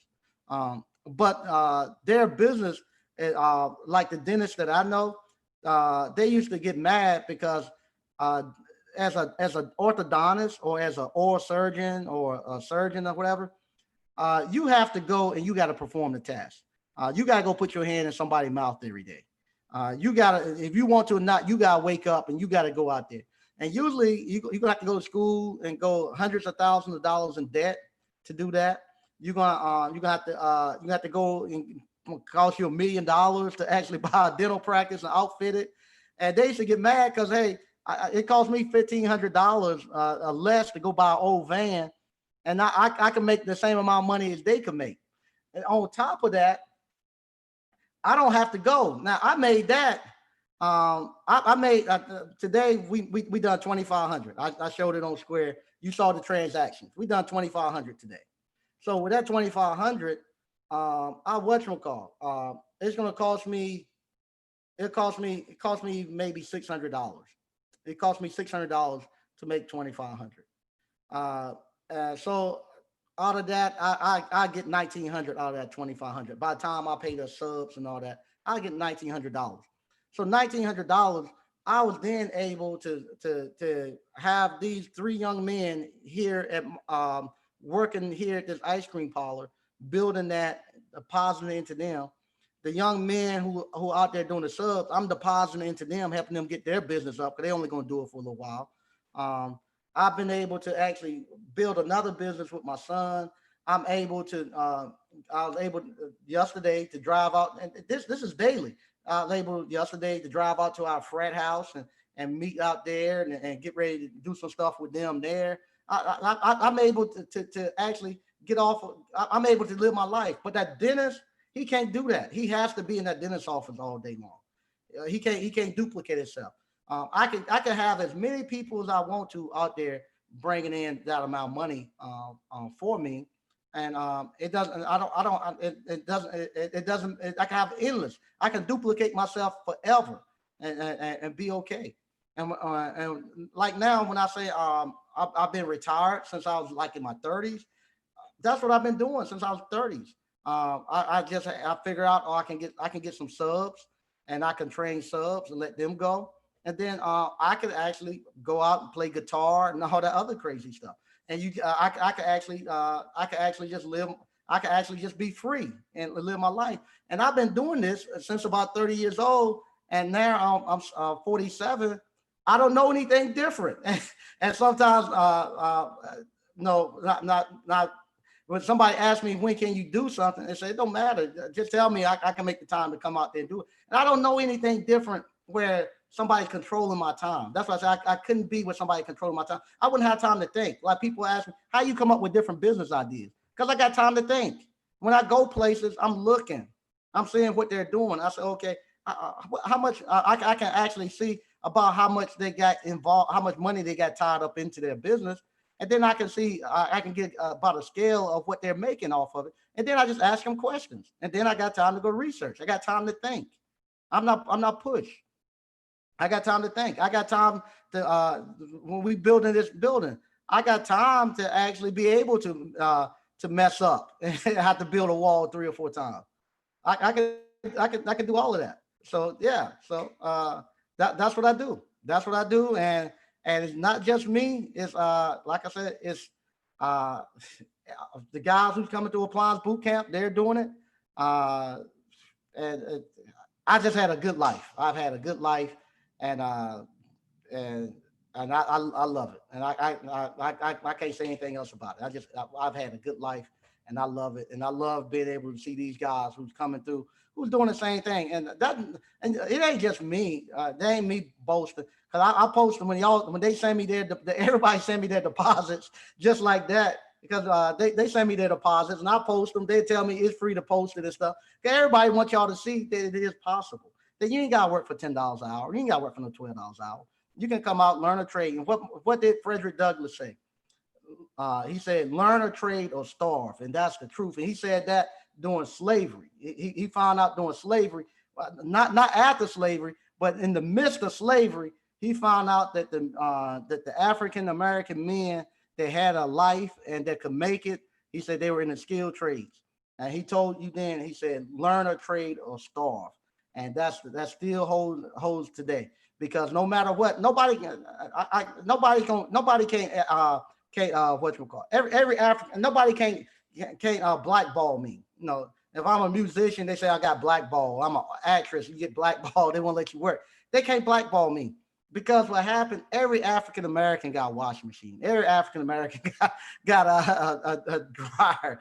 They got electricity. They got something that I can go to their house and actually patronize and make money with them. So you become to a point, and that's when African Americans we made our strides. We made our strides when we were in the skilled trades, because nobody could then, regardless of how much somebody hates you or something.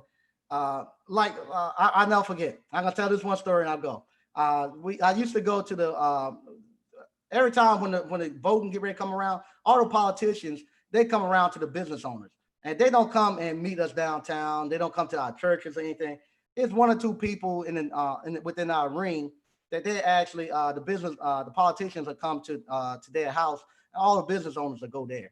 Because what happened, the politicians are broke. They ain't got the money to pay for the signs. They ain't got the money for the radio. They ain't got the money for the billboards. They don't have anything. They don't have, sometimes they don't even have gas money to get to the next town. They got to go to the next county. So they'll come to Johnston County. We'll put our hands in their pocket and rape them.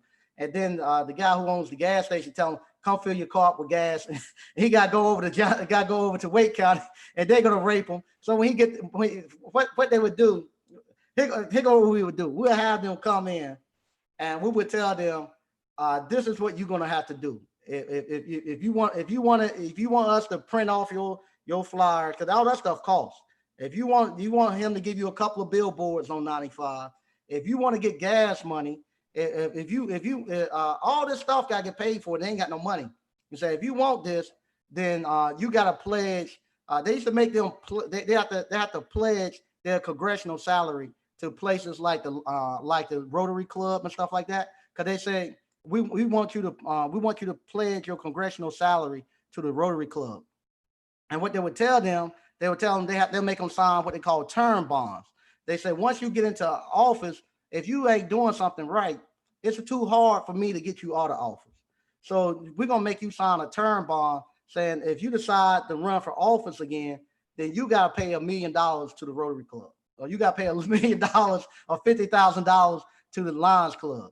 And that's how their clubs and stuff stay so funded, because the politicians got to come to the business owners, and they come to us. We will put our hands in their pocket and say, okay, we're going to do this stuff for you and give you the money so you can actually run your campaign. But in return, you ain't gonna have no salary. He ain't got no. When they go to Washington, they have to sell out because they ain't got no money. All that money's been pledged to the different clubs and stuff that for people to give them money. So now all that money gone. And now when they say when you get ready to get reelected, if you ain't doing what we want you to do, it's too hard to get you out. But we know some big corporation gonna come and they're gonna pay all this money to these things so you can run, to make sure that this term bond that you sign, we're gonna make sure that get paid so you can run and do that lobbying for them. So that way we're not getting hurt. Our stuff is gonna stay funded the whole time, and that's what we done. that's exactly what we that's exactly what we done, and that's and I got to a point where I would tell people I'm not gonna vote this time because I know what's gonna happen. And they'd be like, how you know what's gonna happen? Because sometimes I would go and they would have a strong candidate. I'll tell you this: they had a strong candidate that that there was a good talker, but the person that they wanted to win couldn't talk. That wasn't that well of a talker, and they wanted to get them out of the primary. So what they would do, they say, okay, we're gonna run this guy along beside this person. I'm not gonna call the names because I think they might be still in Congress. We're gonna run this guy beside this person, and this person gonna take they're gonna be real charismatic and stuff. They're gonna take a lot of heat and stuff through the primary. So the person that you got two people, the people that they want in, they're gonna be battling the person that's charismatic and got all the fanfare going on. The other person, they're gonna give that person time to build that person up. Once that person got built up, then they're gonna drop a bomb on the person that was out there in the forefront. They say, okay, this person right here, he done a bankruptcy. I had a assault charge, and they told me, they say, I got a call and they say, Sneed, we're gonna make the announcement next week that this person had this. So when you see that come out, don't be alarmed because we're gonna now start to push this other person. And they done it. So what happened? The public was all on this guy, and this other person was fighting this guy, and it made people mad and they didn't like the other person. But then as soon as the shoe dropped and the other guy wasn't going to be available, they had already formed a dislike for the other person. So they went and voted for the person that they had planted there. And I said, man, it's too much of a game. I said, and it wasn't just Democrats and Republicans. It was all of them. If you was a Republican, you came. If you're a Democrat, you came. And they ranked you and you told them what to do. And that's what happens. Unfortunately, what they say, who owns the gold makes the rules, the golden rule. And we done that. And I saw it day in and day out. And I got to the point, I said, if you go vote, it don't matter if the Republican won or the Democrat won. We still got what we wanted. The business owners always got what they wanted. We got the free tax holidays. We got the appliances. That was the thing too. We got the appliances included and no tax. How in the world appliances get included with appliances get included with school clothes? No tax days. Yeah. You can buy. You can say, hey, you can buy. We told them they can buy. They can buy a computer. That was electronics or refrigerator electronics. We gotta get the same thing. So yeah, and they don't and before they do any type of you always see before they do any type of laws or anything, so they change anything, they have to call down to the business owners and get the approval before they do anything. So, but anyway, that's me again, going on a tangent. Once again, thank y'all for tuning in. If you hadn't already, go to Appliance Bootcamp, buy the course. You can learn how to start your own appliance repair business, get financial freedom, get your life back. We in a recession. Don't get caught up in this recession. Also, we're going to have the open house on September the 5th, Labor Day weekend. It's open to any and everybody. If you watch the channel and you want to hang out, come. For the alumni, this is my way of telling you all, thank you all. We're gonna come here to the new training center, and we're just gonna celebrate, have a good time, enjoy everybody. Once again, stay safe, and I'll talk to you all later.